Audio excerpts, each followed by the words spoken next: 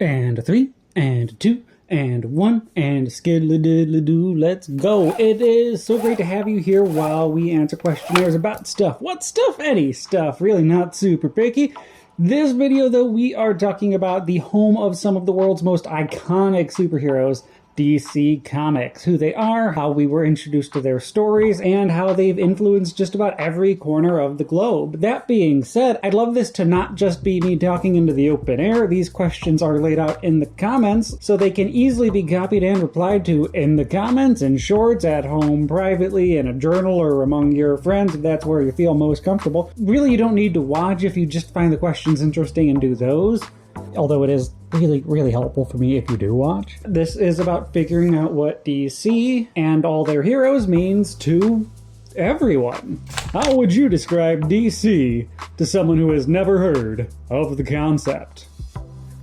As mentioned in the intro, DC is a comic book publisher, and to go one level deeper, a comic book is like a book with artwork incorporated throughout to help tell the story.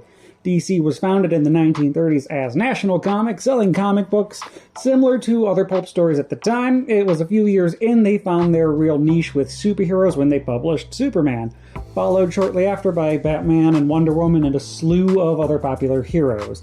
National Comics would eventually rename themselves in order to share it with one of their more popular books, Detective Comics, DC, which means yes, if somehow this is the first time you've come across this information, when people are saying DC Comics, they are saying Detective Comics comics. But truly, if anyone actually calls you out on saying that somewhere, they can fuck right off. That is some bullshit gatekeeping over semantics, and that I will not abide. Since DC started heavily pushing their superhero stories, that is what the company has become known for. Above any other series or story they may have published, divorced from genre, when you say DC, people think superhero stories. People think superhero stories led by larger-than-life, practically infallible heroes. The company has definitely had turbulent eras. Anyone who has any knowledge of comic book history will be able to tell you about the vilification of the medium after a psychologist made the false correlation that comic books caused delinquency, or the time the entire comic book market burst in the 90s after overcollecting. In spite of all of that, DC has continued to remain relevant, largely by shifting to other mediums like motion picture serials, video games, and movies. While always holding their comic book division in some reverence, the company has managed to produce an absurd amount of stories that have resonated with audience and readers globally over decades, almost a century now. But in one quick sentence describing DC to someone, they are one of the big companies that make superhero stuff, and they've been doing it for a long time. What are your earliest memories of DC? DC is one of those companies I grew up with. I really cannot recall a time Batman or Superman wasn't present in some way, shape, or form. Batman and Robin was one of those movies that we grew up watching so much that we burnt the VHS tape out. Own it on video and DVD. And baby me loved that toy commercial of a movie. I would have been too young to really appreciate Batman the Animated Series as that originally aired, so I must have been fed reruns of that growing up as well, along with Superman the Animated Series. I do definitely remember Justice League and Static Shock and Batman Beyond being pretty big deals when those were released, and I also followed all three of those through their original runs and conclusions. Comics-wise, I wouldn't get into it until much later. I had a few books that my older brother had picked up. I remember Batman vs. Punisher being one of those. I had a pretty big appreciation for the characters through their animated series, as well as the animated movies, which had picked up steam while I was in high school. So I was the prime audience for the New 52 when that launched. And when that did, as just about with every big relaunch, DC pushed a bunch of important books as well at lower prices. That's where I got to first pick up books that would become my favorites, like Kingdom Come and the original Nightwing run, as well as getting to start, new great runs like Jeff Johns' first few Justice League stories and Scott Snyder's big Court of Owls run. All of this was around the dawn of the comic book YouTube and proper fan wikis to help me fill in the blanks of stories I had heard about but didn't have great access to yet, so my introduction to DC wasn't growing up next to a comic book store. I had to seek things out pretty hard to find properly nerdy places to find my bliss growing up. Outside of TV and movies, it wouldn't be until I had my own job and income and my own car I could really partake in DC's original storytelling medium the way it was intended. How do you feel about crisis events? it probably would be prudent to explain Crisis events in the context of DC Comics first, right? Pretty much, if someone is talking about a Crisis event when they are talking about comic books, it means some sort of universe-shattering event that is going to really fuck with continuity. Pretty much whenever DC wants to hit the reset button because they killed Superman or Batman off again, or there are too many characters or alternate realities to keep a handle on, they will blow up the universe in a Crisis event and consolidate everything they think is working while throwing out everything they don't think will make them any money. On one hand, it is a way for DC to stay relevant. Batman can constantly be in his 30s if time keeps on resetting. But I have never been a fan of how often it happens in recent memory. There was like a 3-year gap between huge events in 2008's Final Crisis and 2011's Flashpoint, which started the New 52 era, whose wake I rode into the fandom. It makes for a world of no consequences no matter how many times a publisher says there are going to be consequences.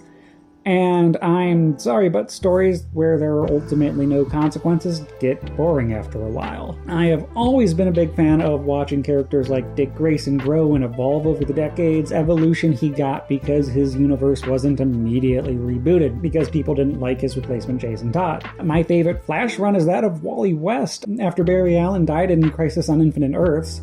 Not just because he was the Flash in the Justice League TV show, but because, in contrast to Dick, who fought against becoming Batman, he loved his mentor in Barry and wanted to hold his memory by becoming the Flash while still being his own person and growing his own life with a family.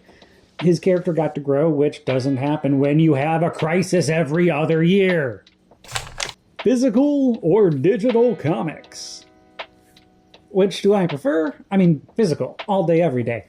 I love holding something physical even when I'm watching movies at home. I like to hold a Blu-ray case or a DVD case because I'm a weirdo.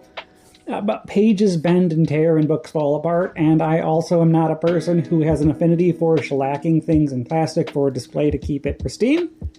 I love reading things on my shelves, not just staring at them, which means digital is also way better for a variety of reasons, because I don't bend my pages on my tablet, nor do I have to worry about the colors fading, it getting crushed and bent while traveling. While I definitely prefer physical, and I continue to shop for my favorite series and stories in physical form, probably trade paperbacks. Most of how I consume comics at this point is definitely digital. Who are your favorite DC heroes and villains? Okay, so I decided to pick 2 each, plus 2 characters who kind of toe the line depending on who is writing things at the moment. I wanted to pick characters I find particularly interesting, or in the case for villains, ones I find genuinely scary. Again, depending on the writer. Gonna start with goody two-shoes heroes with Nightwing or Dick Grayson, the original Robin. I've mentioned him a few times already. Imagine you took all the quips and all the fun character of Spider-Man and then put it into a powerless hero like Batman. Plus, you give him a history of chips on his shoulder that force the character to be a really genuine person. You get what I believe embodies what a hero really should be. He doesn't need to use fear to do the right thing like his mentor Batman, nor does he need powers to make a difference. Just so much trauma and a gymnastics background, and a good strong moral compass. His original long comic book run in the 90s remains my favorite run, but the books he has going on currently are also exceptional and award-winning, I think. Shazam or Captain Marvel? If you're a purist. I'm Billy Batson. I mean, if you're a purist, you'd tell me that he's not really a DC character, that he was bought in an acquisition like Disney acquired Marvel or Star Wars, like Warner Brothers acquired DC. But Shazam, in contrast to Dick, Shazam is supposed to be a power fantasy made reality.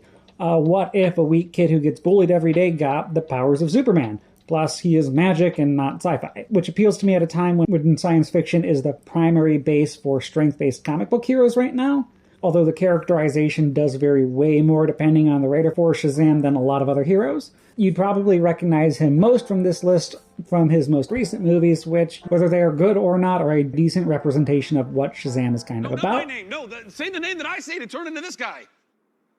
Shazam! And then moving on to anti-heroes, we have the demon, Etrigan. After Arthurian knight Jason Blood makes a categorically dick move, his soul is bonded with that of the demon Etrigan.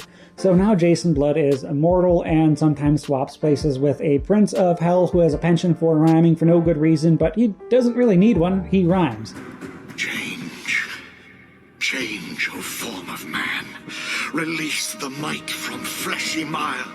Boil the blood in heart of fire. Gone the form of man.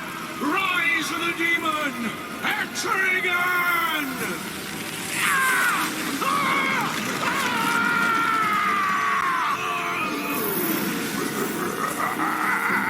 In his older comic book run, especially Hell's Hitman, the demon is very much a villain that gets brought out sometimes to fight, but then goes on to make life for Jason Blood pretty much worse in every other way. In animated shows like the Justice League, Etrigan is usually depicted as being a little less rapey and murdery, practically a hero, which is weird and hardly the curse he was intended to be, but either way he still rhymes. Red Hood, Jason Todd. The second Robin, the perfect cautionary tale to contrast that of Dick Grayson's. Originally his backstory was identical to Dick's, but when that was retconned after a crisis event, him being conscripted by Batman into being pretty much a child soldier, fans hated this character so much that it was put to a vote to have the character, a child, murdered. So when he was naturally brought back to life in another crisis event, he was a little cranky, and since then, after a brief stint as a straight-up villain, has been pretty much a kid-friendly Punisher, killing people when he's out on his own, but usually playing nice with the Batman extended family. And finally, our villains. The Reverse Flash, or Eobard Thawne. This is a villain I find really scary depending on the version. In the Flash live-action series, I love the actor and what the character becomes, but that's not really the same villain. In stories like Flashpoint, he just fucking hates the Flash. Everything about him, wants him dead at all costs. No care about self-harm, but see that fucking guy right there? Wants him dead and will literally burn the world to see it happen. And is faster than the speed of time, whatever that means. The Court of Owls. One of the best things to come out of the New 52 relaunch was this organization. Originally exclusive to Gotham, they expanded to a global operation consisting of the world's richest rich and have an army of zombie ninjas at their command. They make for a great presence that can pretty much pop out of anywhere, anytime, and don't necessarily feel like they can be real, but like, secret rich people clubs exist, so who's to say they don't have zombie ninjas? What do you think DC does better and worse than other comic book companies? Over other comic book companies like Image, Marvel, or the plethora of independent publishers, DC is amazing at how they specifically depict their characters. DC really treats its heroes like almost infallible gods in their imagery. Hades, Apollo, Hermes, Hephaestus, Zeus, each a god in their own right. And me? I have never met anyone like you, Superman. When they do show fallibility to their individual moral codes, it feels wrong if they don't go on some sort of journey of self-redemption. It's why it doesn't feel right to so many people when Batman casually mows down goons.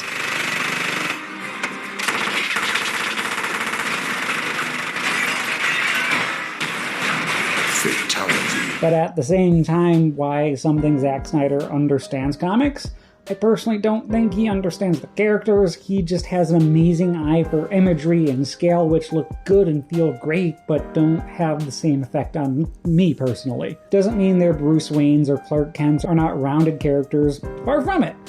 They just don't have the same everyday struggles that the characters of Marvel get. DC also gets so obsessed with its iconography, I feel like they have a little harder time or incorporating new things into their worlds, at least without having some sort of crisis happen.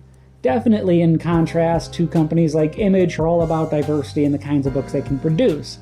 Again, not a bad thing. It's really important to have these different kinds of markets and have different companies do different things. It is what drives a competitive and interesting market. Where I think all comic book movies should maybe try and look for like inspiration to try something different would be maybe a distribution model.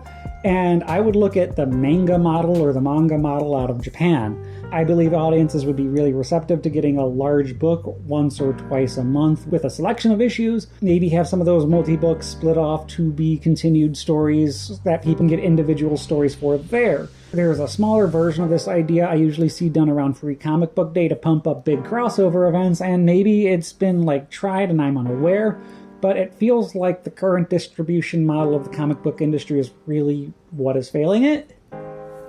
How do you feel DC has influenced culture? Couldn't find it. Maybe it doesn't exist, but I explicitly remember an article that floated around maybe a decade ago that pushed the statistics that Superman's S shield had eclipsed the Catholic cross as the most recognizable symbol on the planet, which is crazy since Catholicism had a 1900-year head start on the Man of Steel. I don't know how accurate these claims were, but even if the S-Shield was a distant second, that means a DC character has touched billions and potentially influenced every single one of them in some way, whether it be a minuscule thought or the cornerstone of someone's identity. Hundreds of thousands of people make their living on superheroes at this point. There are small armies at every publishing company, every television studio, and every video game publisher around the world, all dedicated to bringing characters that might not exist as we know them today without DC and the overwhelming popularity characters like Superman, Batman, and Woman had when they were introduced. Sure, maybe there's a chance Marvel Comics could have popped up in a vacuum, but definitely not as we know it today, since both companies have a long history of riffing off each other's concepts. I mean, Marvel's founding family, the Fantastic Four, was made as a direct response to the hero team of the Justice League comic succeeding.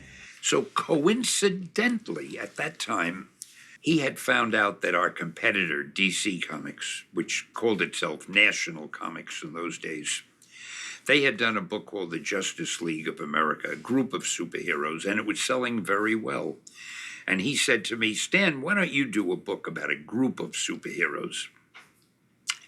So I figured this is my chance to do it my way.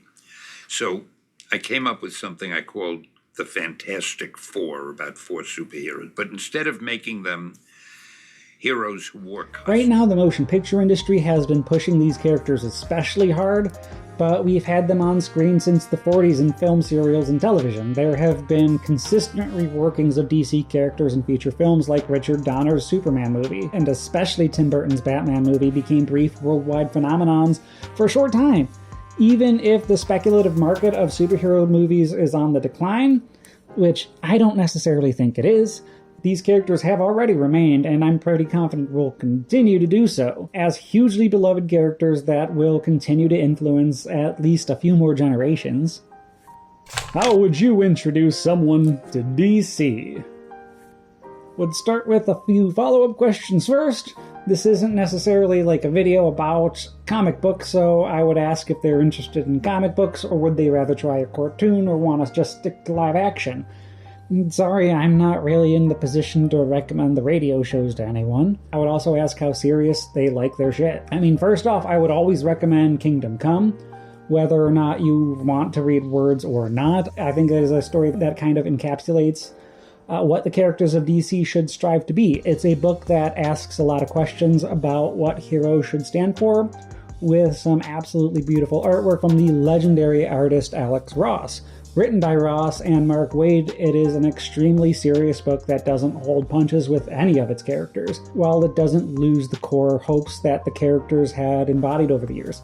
It even does that thing I love and examines how characters we love might evolve. I adore this book so much, and its powerful story of responsibility and empathy. It's something I end up reading just about every year.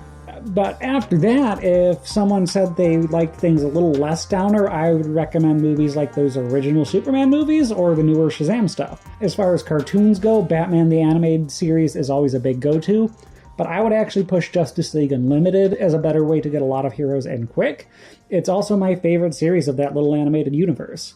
But most of the DC animated movies are also a pretty safe way to get a lot of core concepts the comic books have covered over the decades. As far as the books go, I find the Justice League books usually find a good balance of not being too super serious, as well as just about any Shazam book. For audiences who want everything with a little more edge and a little more serious, you know what the Snyderverse is by now, I'm sure. You have that. It's great for that. But the original Captain Marvel and Batman serials go a little harder than you might expect as well. Just a whole bunch of murder. I would also maybe suggest the animated movie Superman Unbound as well, and the Justice League Dark animated movies too. Books, right now take your pick. Batman is always a safe launching point. Those books are written to be both dark and accessible.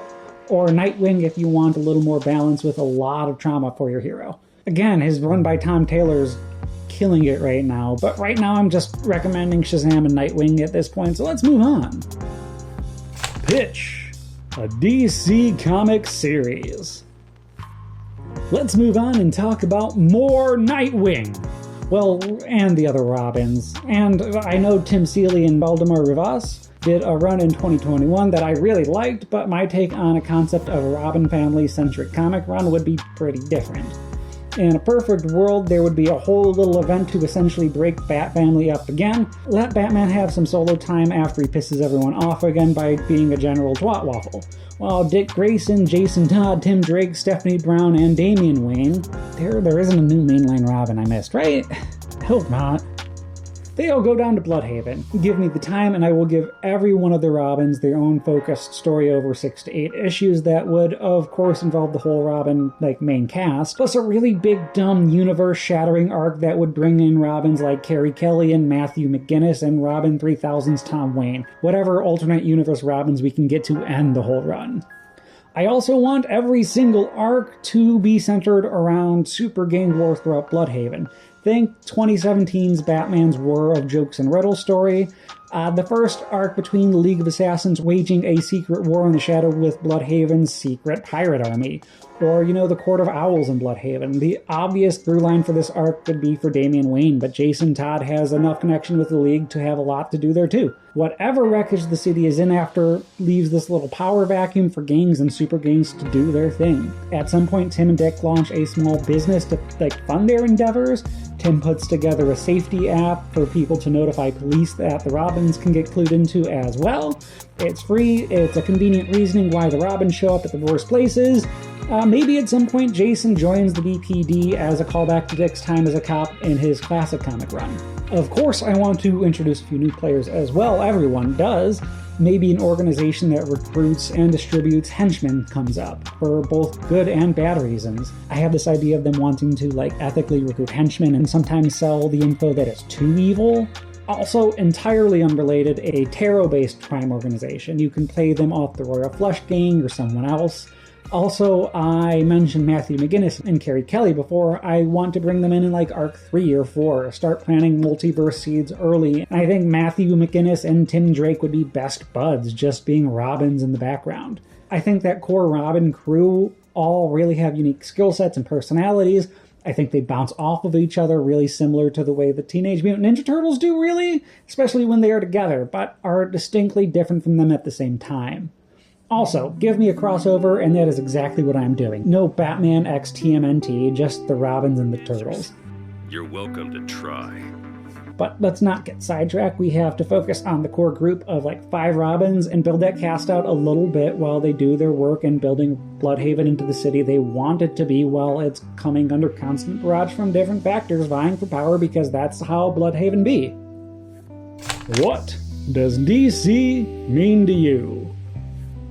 You've been paying attention, it is pretty clear I'm not the most devout comic book dude, but at the same time, it would be stupid to say I don't love these characters and they don't have some kind of influence on me. He might not be my favorite anymore, but I grew up on all the Batman the company pushed me. Between the animated series, the movies, whatever comics I could get, I at least hope I can understand how important these characters are to people in all their forms. The company has grown in and out and back into popularity over its nearly century-long history. I think the company's material is at its best when the company understands its characters' legacy and impact. Honestly, I feel this question might not be the best for me personally. DC as a collective is important to me. I just don't necessarily know what to say about it, and I feel like I have less to say about it than I would a few individual characters. I'm sure you can guess who by this point. Which is awesome in concept for this series of Discovery, because it's making me want to pick a few things and really hyper-focus on them in the future. Okay, so I suppose that is what DC means for me. I do genuinely want to know what the comic book company similarly means to you, and thank you for sitting with me this whole time. It does mean a lot to me to have you with me on this little adventure of self-discovery. I also really hope it helps others understand the things they love in their life as well. I am going to list off topics we are going to be doing some videos like this on in the future, so if you have questions you want in the discussion, please say for which topic, and it will most certainly be discussed. Dragon Ball. Friday the 13th. A Nightmare on Elm Street. The MCU. Phase 1. Doctor Who. The First Doctor. And that's about all I got for right now. Either next Friday or the Friday after, I am uploading a little marathon talkathon video I made about a lot of DC's animated movies. So I hope that is appreciated on your end. But it is time for me to bounce like a member of the Legion of Superheroes. Maybe go out and try and be someone's superhero today. Thanks.